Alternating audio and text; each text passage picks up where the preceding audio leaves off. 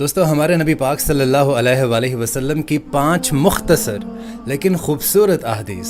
ہمارے نبی پاک کا ارشاد ہے کہ فرض نماز کے سوا آدمی کی بہترین نفل نماز وہ ہے جو گھر میں بیٹھ کر پڑھی جائے۔ آپ نے ارشاد فرمایا کہ بیٹیوں کو ناپسند نہ کیا کرو، یہ تو بڑی محبت کرنے والی اور بہت ہی قدر کے لائق ہیں۔ آپ نے ارشاد فرمایا کہ قیامت اس حال میں قائم ہو جائے گی کہ ایک شخص لقمہ کھانے کے لیے اٹھائے گا اور وہ شخص کھا نہیں پائے گا۔ آپ نے ارشاد فرمایا کہ فجر کے وقت اندھیرے میں چل کر مسجد آنے والوں کو قیامت کے روز مکمل نور کی خوشخبری سنا دو۔ اور ہمارے نبی پاک صلی اللہ علیہ وآلہ وسلم نے ارشاد فرمایا کہ جب میرے دل پر غبار سا چھا جاتا تو اس کیفیت کے ازالے کے لیے میں ایک دن میں 100 مرتبہ استغفار کرتا ہوں۔